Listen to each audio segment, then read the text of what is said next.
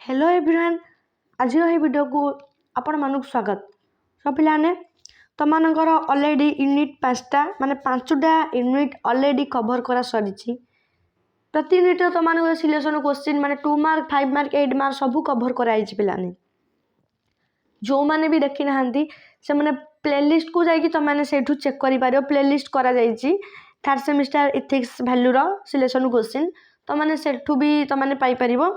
आ रहा पिला माने तुमने जदि यार आंसर चाहूच तो कमेंट रे यस लिखि दियो। अधिकांश पिला जब लिखिले ताले मो वीडियो आनिबी कारण अधिकांश तुम कोर पेपर अच्छी ना पुणी से पुणी एमडीएस अच्छी तो से वीडियो आनिया तो काज कोड़ा दरकार सब कमेंट पिला माने कर दियंतु।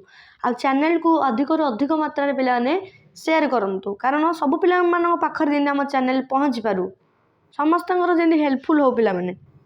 देन देख बर्तमान ethics and value third semester आम कि बर्तमान सिलेक्शन क्वेश्चन देखा यूनिट 6 है पिला माने जोड़ा कि तुम एग्जाम पाई बहुत ही पिला माने हेल्पफुल। तुम जब ये कभर कर जाऊँ तुम ए प्लस ओ ग्रेड पिला माने सियोर यहाँ यदि भलसे पढ़ी जाऊच तो देन देख आम डेरी नक आम बर्तमान सिलेक्शन क्वेश्चन बर्तमान आम डिस्कसन करेंगे। देख एक नंबर कौन दे नजुक बा vulnerable श्रेणी क्या कहुए who are called vulnerable section of society. लिंग भेदभाव कौन व्हाट इज जेंडर डिस्क्रिमिनेशन। 3 रे दाहेज प्रथा कौन व्हाट इज डावरी सिस्टम। ता पूर्व कही रखी पिला माने जो माने आम चैनल को सब्सक्राइब एजे करना चैनल नुआ अच्छा दयाकोरी पिला माने चैनल को शेयर आउ सब्सक्राइब निहाती करंतु जेमि तुमको सेकेंड सेमिस्टर हेल्प कराइला तुमको थर्ड सेमिस्टर भी सेमिति हेल्प करा जिवो। आ चैनल को अधिक रु अधिक मत शेयर करंतु टेलीग्राम चैनल भी जॉइन हो जातु।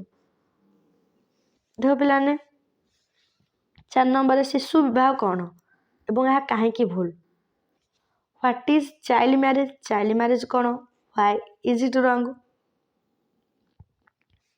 देन देख महिला सम्मति कौन what is meant by women's consent. 6 number कार्यस्थल महिला अत्याचार कौन what is harassment of women at workplace. Plan तुम जेहतु +3 पाठ पढ़ल ए जिनसा तुम मन लिखिपर खाली टे कनसेप्ट तुम क्लीयर हबार अच्छी। देन तुम यहाँ इजिली पिला माने 4 टू 5 लाइन लिखिपार 2 मार्क पढ़ला लंग क्वेश्चन पढ़ले तुम लिखिपार लंग क्वेश्चन पढ़ले 5 लिखिदेव कौन है कौ जगार सब कौन हो तो डिटेल्स तुम लिखिपार इजिली। लिंग भित्तिक भूमिका कौन व्हाट आर जेंडर रोल्स। 8 रे शिशु श्रम कौन व्हाट इज चाइल्ड लेबर पिला तो पढ़ी आस शिशु श्रम कौन तो लिखार अच्छी तुमको डिटेल्स रे। शिशु पाचार कहले कौन बुझ what is child trafficking. 10 number शिशु पोषण और स्वास्थ्य कहीं गुरुत्वपूर्ण why are nutrition and health important for children. 11 number बुद्ध निर्यातन कौन what is abuse of elderly person. 12 number देछि पिला तुम वृद्ध मान एक साधारण समस्या उल्लेख कर कौ साधारण समस्या मान समस्या से माने फेस कर तुम लिख mention 1 common problem of elderly person. 13 रे गौरवमय वृद्धावस्था कौन what is meant by dignified ageing. Then दिव्यांग क्या कहुए who are called person with disability PWD। तो तुम पिलाने थी ST SC OBC PWD गोटे थी तो सेटा कौन पिला माने पर्सन विथ डिसेबिलिटी जो अच्छी तो तापर तुम लिख क्या कहवा जार गोड़ छोटा हो हाथ बंका हो कि क्या देखा जाऊ न तो सेटा तुम लिखिपर ना easily.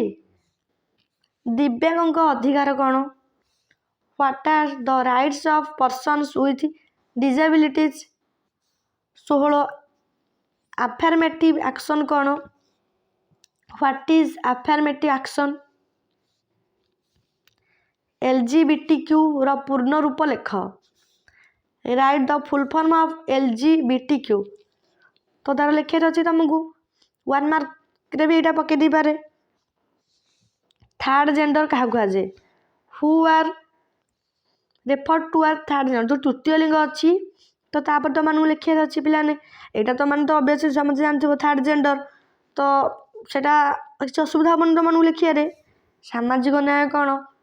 What is social justice? ନୈତିକ ଶ୍ରେଣୀଙ୍କ ପ୍ରତି ନୀତିଗତ ଦାୟିତ୍ୱ କ'ଣ? What is our ethical responsibility towards vulnerable section. ତ ପିଲାମାନେ ଏତିକି ଥିଲା ତମର ସର୍ଟ କୋଶ୍ଚିନ୍ କିଛି। ବର୍ତ୍ତମାନ ଲଙ୍ଗ କୋଶ୍ଚିନ୍ ଆମେ ବର୍ତ୍ତମାନ ଦେଖିବା କିଛି ଯେଉଁଟାକି ତୁମମାନଙ୍କର ପାଇଁ ହେଲ୍ପଫୁଲ୍ ହେବ। ଟୋଟାଲ୍ ସିଲାବସ୍ କଭର୍ କରିକି ଦିଆହେଇଛି। ଆଉ ରହିଲା ତୁମର ଏଇଟା 5 ମାର୍କ 8 ମାର୍କ ପାଇଁ ହେଇଯିବ। ଯଦି ଲଙ୍ଗ କୋଶ୍ଚିନ୍ ତୁମମାନେ କଭର୍ କରିଦେଉଛ ତାହେଲେ 2 ମାର୍କ 1 ମାର୍କ ତୁମମାନଙ୍କର ଇଜିଲି ପିଲାମାନେ କମ୍ପ୍ଲିଟ୍ ହେଇଯିବ। ସମାଜ ନୈତିକ ଶ୍ରେଣୀ କାହାକୁ କୁହାଯାଏ? ଏହାଙ୍କ ପ୍ରତି ନୀତିଗତ ଦାୟିତ୍ୱ ବିଷୟରେ ଆଲୋଚନା କର। Who are called vulnerable section of society? Discuss the ethical responsibility towards them.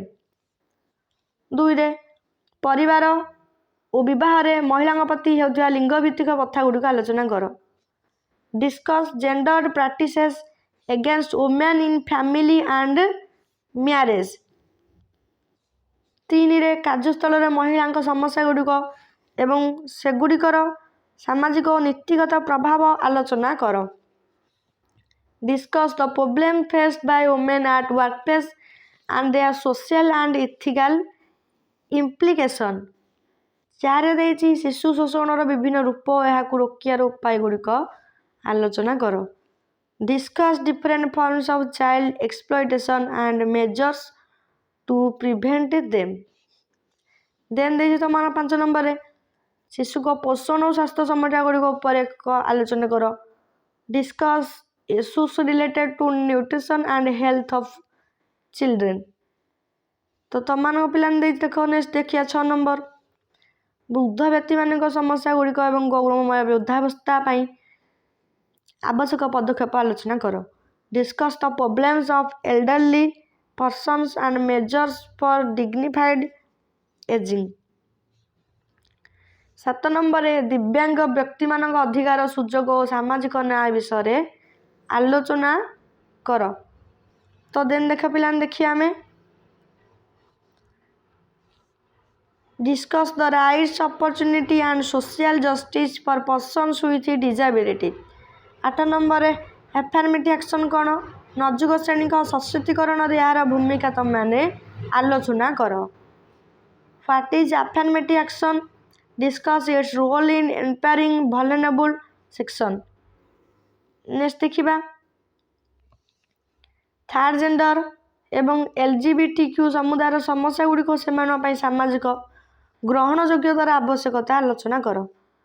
Discus the issues of third gender and LGBTQ community and the need for social acceptance.